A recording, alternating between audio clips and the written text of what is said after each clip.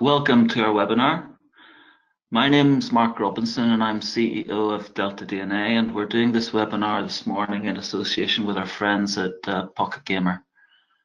So thank you for your time. Over the next 30 minutes or so, what we'd like to do is to share with you some of our insights and learnings. At deltaDNA, for those of you that don't know us, we're an analytics and CRM technology business. We're extremely focused on video games industry and mobile games and PC, console as well. And we're fascinated by data, analytics, and player experiences at the heart of what we do. As well as a technology business, we've got a great consulting team full of game designers, analytics guys, and messaging strategists. And these guys do project work to support our clients through the year. This gives us a great opportunity to understand the challenges and the opportunity and the potential within games, and to figure out and support our community in terms of best practices and learnings. So at the start of every year, we look back and we figure out what we've learned. We look at the data to see how the industry's progressed. And the good news is that as an industry, we're making incredible progress year on year. The sophistication and the engagement and the revenues in games is growing rapidly. So what we wanted to do over the next 30 minutes is to share that with you, and we can take some questions at the end. So the title for this morning's webinar is How to Make Games Profitable in 2019. A subset of that is in the main title, where we see that making games is all about collecting data, understanding the player experience, and acting on that information and those insights. So it's our thesis that the recipe and the ingredients to make great games is becoming more and more understood. There are many more successful games around than even 2 years ago, and we want to share with you some of the reasons why that is the case and where we think the industry is going in the next 2 years. But first, if I can get the slide to move on. There we go. Let's start off with reflecting on what a challenge we're setting ourselves as an industry to make good games, especially mobile, especially free to play. You know, we all know that making games is hard. It's a challenging business. There are many factors that count against game success. You know, some of these factors are things like you look at the top of the charts and you see that the biggest games are always on there. They're entrenched at the top of the chart. 7 of the top 10 grossing games have been there for more than 2 years. The Kings and with Candy Crush and Supercell and Rovio, all of these guys do a really good job using data and analytics to sustain their playing base and to build those successful relationships with players. And it can be quite daunting as a sort of a mid-tier publisher and developer to think, how are we going to crack into that level of success? Also, production and running costs are going up. $500,000. It's easy to spend $500,000 to launch a game, and the focus now in terms of player management and live ops is vital. Having a sophisticated way of managing the players is the only way to succeed in games these days. So the effort post-launch is even more than the effort pre-launch nowadays, and that obviously has running costs associated with it. And then there's the ever-present challenge of user acquisition. CPIs are high, featuring is not as powerful as it used to be, and we see that sort of less than 30% of games on the deltaDNA platform have a positive return on their advertising spend, positive return on user acquisition. And it actually takes quite a long time for that money to pay back in terms of the player lifetime value. It can be over 6 months to recover CPIs when the CPIs are at the top of the market. These things all count against building games and delivering successful games. But actually, there is good news in the data that we've seen, and a lot of the stats that we're going to talk to you about are present in the data that our clients collect across thousands of games and give us a real strong temperature check of how the industry is progressing. So these challenges are ever present in terms of being at the top of the charts, the production and running costs, and the UA spend. But where the real progress has been is in the other parts of the player experience, specifically retention and engagement, and monetization strategies, both in-app purchase and ads. And we'll just talk you through a little bit about why there is, those ever-present challenges are balanced by some very strong progress and some good news in terms of how the industry has been working. The best way into this discussion is shown on the chart on the right-hand side of this slide.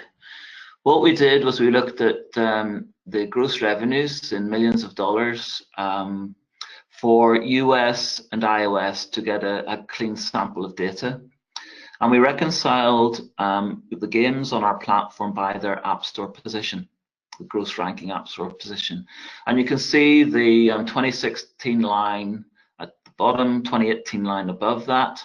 And it's really noticeable that as you look from left to right in this chart, that at the top of the charts, the big guys, they're still making their hundreds of millions of dollars a year on their games, but it hasn't really increased that much. They have sustained that business and they're still making a lot of great money, but it hasn't progressed, it hasn't grown. Where the real growth is seen is actually in the middle and the left-hand side of the chart. If you're at position 100, back in 2016, you were generating a couple of $1 million per day in terms of your revenue income. Now that is looking like more $5 or $6 million, so nearly sort of 2.5 to 3 times the amount of money has been generated from the same App Store position, and that's really notable. What you can see as well as you go further down the charts is that when you get to position 1,000, the progress is really much higher again. So the mid-tier publishers and the mid-tier games are now making much better revenue compared to even just 2 years ago. So why is that? Well, on the left-hand side, we've got some stats to determine that. You can see that between 2016 and 2018, the pie has got bigger for everybody. 8.4 billion revenues in 2016 has turned into 11 billion revenues. 85% of revenues were in the top 100 in 2016. It's only 61% now. 61% of revenues were in the top 10 in 2016. It's only 34% now. And between position 100 and position 1,000 on the app stores, the actual income, the revenue, has tripled from 0.8 billion to 2.4 billion. So what has happened is that the mid-tier games and the mid-ranking games are experiencing much stronger revenues, and the 30% growth in mobile gaming revenues, most of that growth has been outside the top 100. So this gives us really good reasons to be cheerful and enthusiastic about the prospects of not just the guys at the top of the charts, but the whole of the games industry in terms of where the revenues have been generated. It's much more even than the winner takes all that it has been even 2 years ago. So let's talk a little bit and start to unpick why that is. 2016-2018 comparison, the number of players is largely the same. 180 million, maybe 200 million players. By comparison, the ARPDAUs have increased slightly in 2018 from 10 cents to 11 cents. But where you can see the real progress is in the conversion rate to in-app purchase, 3.1 to 4.2. And the number of transactions per spender has increased remarkably from 3 to 5.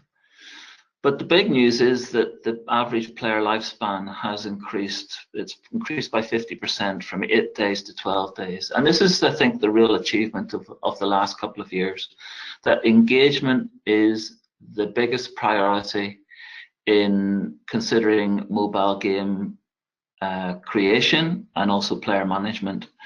And we all recognize that if you get engagement right, then the revenues will follow, whether those revenues come from in-app purchase or from ads. But the good news is that with the hard work and the progress that has been made over the last 2 years, a very short amount of time, each install is dramatically more valuable. So let's talk a little bit about how the business models have been changing as well. At deltaDNA, we are interested in how ads are used as part of the game economy. We always think in terms of the economic model within games being the reconciliation of engagement strategies, in-app purchase strategies, and ad strategies. And we now see that data and analytics is being applied to ad strategies and ad monetization strategies in the same diligence and rigor that have been applied for engagement and in-app purchase up to now. So we have seen our client base move from a very broad approach to ads, a very cautious approach to ads, to a very sophisticated way of balancing ads within the game across the game economy to make sure that the ads don't disrupt retention or in-app purchase. And this is certainly achievable using data and analytics to understand what is the right placement and the right frequency of ads for different types of players. Every year we commission an ad survey in the industry to see what the attitude is to ads, and this is really backed up by the feedback in our ad survey. The couple of years ago, the overall sort of sentiment on ads was that it was a necessary evil. Games that were struggling in terms of revenues then became fairly dependent on ad revenue to get to a level of profitability. Now the attitude has changed dramatically from being a necessary evil to being a monetization opportunity. And the deployment of analytics, segmented players, A/B testing in ads is now catching up to the approach that we've had for a couple of years now in in-app purchase and engagement, messaging and player management. The other thing that is notable, as well as the improvement in ad revenues, is that the business model has changed as well. From 2016, 10 apps in the top 100 grossing were paid apps. There's only one left in 2018, and that's Minecraft. Of course, a very notable success. But you can see where the direction of travel is here in terms of getting free to play right and understanding the messaging strategies, understanding player segments, understanding the ingredients that go into the recipe. Means that free to play is much more predictable in terms of revenues now, and much more sustainable in terms of giving different types of players the experience that they want. So the business model is changing, the income from ads is changing, and what that means is that all of these factors come together to allow us to move away from the boom and bust pattern that we've seen very common in game launches back in 2016. Of course, that hasn't gone away, but what we see on this chart on the right-hand side of the slide is the dotted lines are 2016 installs from organic and from paid. And at launch, both organic and paid burst and then declined over the first 6 months since launch. Big acquisition budgets were deployed at launch. Sometimes, whether the metrics were good or not. And this money was largely put into unprofitable games and a player base that wasn't sustaining. If you compare that to the solid lines that are in 2018, what you can see is sure that at launch the organic traffic in the purple solid line did decline, but something very notable happened between month 3 and 4. The organic traffic sustained. The game and the player base became much more viable, much more engaged. And the reason for this is that post-launch, our clients continue to learn about the playing experience. They continue to refine their messaging strategies. They continue to balance the game. They work hard on optimizing the metrics. And it's only at that point that the acquisition spend is ramped up. It's only when the revenues are predictable and the game is sustainable and viable that acquisition budgets are deployed. So this holding back of acquisition spend at launch until there's real good predictability in the revenues is something that has been a very notable change, even in just the short time over the last 2 years. So much less of the burst and fade on our platform, and a lot more consideration of what the right timing is for the UA spend, so that you're putting those players into a sustainable base. So thinking about analytics and thinking about how analytics can power decision makings to make the right decisions about player management, UA spend, getting a return on your investment. There are 4 main components that we talk about a lot with our clients in terms of guidance to what is really important within what can be quite noisy data and very rich and detailed data to make good decisions about player management. So the 4 topics that we often get into with our clients is: where do the users come from? What content did they see? What was that journey to the front door of the game like? And how much did they cost, and what was the conversion from that initial experience through the UA streams into the first session, and how smooth was that transition through the game? So starting to think about the player life cycle before they even reach the game is something that is notable and something that is very rewarding. Second topic is, did the game meet their expectations in terms of the onboarding and the tutorials in the first session, and getting a real strong read on that. What are the reasons for players not returning to the game after the first session? Taking a strong look at their initial value. What is the income looking like for the first week of gameplay for that cohort, both from in-app purchase and from ads? We know that being generous is the right thing, and being patient is the right thing to players in their initial onboarding. So getting a good read on what the revenue trajectory is looking like in the first week is important. And then a very big focus now, and it's something that we work on a lot with our suite of predictive models in the deltaDNA tool set, is what is the estimated lifetime value, both from ads as well as in that purchase, down at individual level, to make sure that you're getting a return on that advertising spend, on that UA spend, and that commitment is profitable. Because let's face it, there's hundreds of thousands of dollars spent on UA. It's probably the biggest item on your overheads list, and so that getting money back and tweaking the percentages on that big number is absolutely vital to success.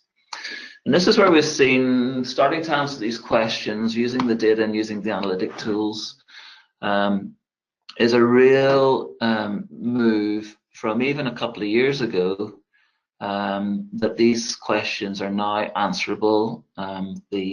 The data is there, the analytic tools are there. You don't have to be the biggest developer in the world to start to answer these questions. We like to think that with toolkits like deltaDNA, it's much easier now to have an effective and efficient way of producing these levels of insight to get real action and get a common currency within your businesses to talk about players and to make those decisions. And we like to think that sometimes what we're achieving within businesses using data and analytics as the common currency is a change in the culture where developers and designers and marketing guys and analytic guys and producers can all talk to each other about the player experience and really have clarity in terms of the decision making, how they progress their game, how they optimize the game, and how they manage the player relationships. So let's go through these 4 topics very quickly in order to get a read on where there can be useful components to the data and useful inputs to the decision making. So where did the user come from? Obviously with our partners, the attribution guys, we can get a lot of detailed and rich information on the sources of the traffic, the level of installs, the CPI that was spent, the profitability of that spend. 2016, the average was about 3 paid campaigns. They were fairly broad campaigns. The sophistication in 2018 is much more advanced, up to 10 campaigns at any time, more than that maybe. And thinking of different considerations in terms of playable, rewarded, interstitial banner, what sort of format is working well, how well the creative matches to the player segments, what is the tone of voice in terms of the messaging, where are the competitor games in terms of their life cycle, lookalike campaigns as well. And also cross-promotion is becoming more and more an important part of the toolkit for even mid-tier publishers. Our clients over the last few years have developed portfolios of games, and a very strong component of thinking nowadays, and this is something that is being delivered in terms of functionality in the deltaDNA toolkit as well, is the ability to cross-promote across your game portfolio, starting to think about the player relationship as a multi-game relationship rather than just one game at a time. Cross-promotion is important now because we've seen the portfolio size on deltaDNA increase dramatically. It's doubled in the last 2 years. Some of our clients have got 20, 30, 40 games on there, and it's a big opportunity to move players around the ecosystem, keep players playing within your game portfolio, and get the most out of your user acquisition spend. Detecting churn on the deltaDNA platform through our predictive models, and activating a recommendation in terms of the next game, whether that's generally the closest in terms of genre, and making sure that the players have got the most lifetime value from that initial user acquisition spend. So the sophistication in terms of cross promotion is now getting to the same levels as in-game individual game campaign management as well. So thinking about the very first impressions of the game, did the game meet players' expectations? This is where the funnel tools in deltaDNA become really useful. Understanding the source of the traffic and the experience that players had before they reached the front door of the game. Comparing that journey from organic traffic is usually a useful component of the analysis.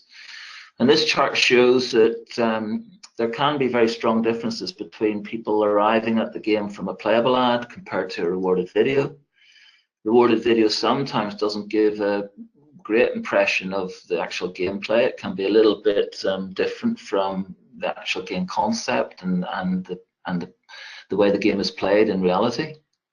Perhaps a much smoother journey transition to the actual gameplay comes from playable. And therefore, there's a really sort of economic calculation here that can be produced in terms of what is the payback on that initial UA spend by source, just to get people to a level of engagement. Completing the first main mission in the game, for example, could be a trigger of an initial set of engagements in the game that differentiate the different ways that the players enter the game. So looking at the first week's revenues is important as well, by source, getting an early read on what channels are looking profitable and what channels aren't. Bearing in mind that it can take 20 to 50 days to get a return on your user acquisition spend. But getting an early view of that is definitely helpful to tweak your spend. And we look at oftentimes the percentage ad usage, number of ads per session by source, and looking at the conversion rates for in-app purchases to see which ads, user acquisition ads, are working. What is the blend between the ad part of the economy and the in-app purchase part of the economy, and making sure that we're getting an early read on the dynamics of the economy from the sources that the players come from. Obviously, it's really important to think about ads and in-app purchase together. A lot of our clients have had dramatic success in improving their ad revenues from, let's say, 20% up to 60% plus. So this is becoming a much stronger component of the overall lifetime value and the overall profitability of the game. But then we start to think about lifetime value, because lifetime value is absolutely essential to making those strong decisions as early as possible in terms of UA spend and how well players are staying around with the game and the revenue generated from those different players. And one way of looking at this is we plotted the games by their success and their profitability across the deltaDNA platform, the 50th percentile, 75th percentile, and the 90th percentile. And remembering that games can take you between, let's say, 2 weeks and 50 days to recover ad spend, you see that for the 50th percentile, the average game, they break into profitability around day 50. The other games are a little bit slower to start, which is interesting to us because that points to the fact that being generous and patient is still the right thing to do. But instead of plateauing in terms of revenues, the best performing games actually, having started slower, consistently grow that lifetime value. And average games get all of their value within the first 100 days, whereas the best games are thinking about long-term engagement, long-term retention, building out that content and sustaining that growth in revenues over the first year easily. You can see that, in the 90th percentile chart there, we're still increasing in revenues a year in, which is extremely notable and extremely impressive. And then LTV modeling, if you don't have a big team of analytics guys, can be a challenge, but there's good news here in terms of even the simplest models where you're taking your retention curve and you're multiplying your lifetime through by your ARPA are good enough to get you started. Plotting that predicted LTV against the actual LTV across games on the deltaDNA platform, you get to about plus or minus 20% in terms of accuracy. In the deltaDNA platform, we've got a suite of predictive models for our clients to use, and you can get, with those sophisticated models, to 90% plus. That certainly gives you a really good, strong steer on your profitability of your UA spend, and that can be done just sort of 5-7 days in with the data using the cohort. Obviously, you can continue to model up the accuracy and get more and more sophisticated, and we're looking at machine learning tools to improve that modeling even further. But it's really important now to get a view of in-app purchase, but also ad LTVs as well. So modeling that down to an individual level, and then being able to take lifetime value both from in-app purchase and ads to create different segments, to then deploy those segments in messaging strategies and player management, and to understand the experience that they're having, to refine that, means that you're experimenting and you're optimizing really quickly on the basis of where the valuable players are and what interaction they want to have. So that's a quick tour around the progress that the industry has made and the different components of how analytics can deliver insights to be actioned and to strengthen the decision making as you manage your games. And so looking forward to the next 2 years, I think that there's a lot more revenue to come in terms of the sophistication of how ads are deployed in games. We still see the penetration of ads being relatively low compared to other channels like websites, etc. Thinking about what the industry is going to look like in 2020, Clash of Clans and Candy Crush will still be at the top of the charts, and that's fine. But the gap to position 100 and position 1,000 will not be 1,000 times, it'll be 10 times, because the mid-tier publishers will continue to improve in terms of their analytics and their sophistication. Our clients now think of campaigns to players in terms of not just 6 or 10 campaigns, but tens and tens, even hundreds of campaigns, to get a very precise and very directed and targeted intervention with the players that make the players think that they're on the end of an intelligent relationship with the game, and the game is very responsive to them. So the good news is that free-to-play doesn't need to be about being at the top of the charts and being the biggest game, because the most quality player bases can come from niche positions, niche genres. 1 million to 5 million MAU games can certainly sustain profitable income. Having a portfolio of these games means that studios that are 30, 50, 70, 100 people are very strong and growing businesses.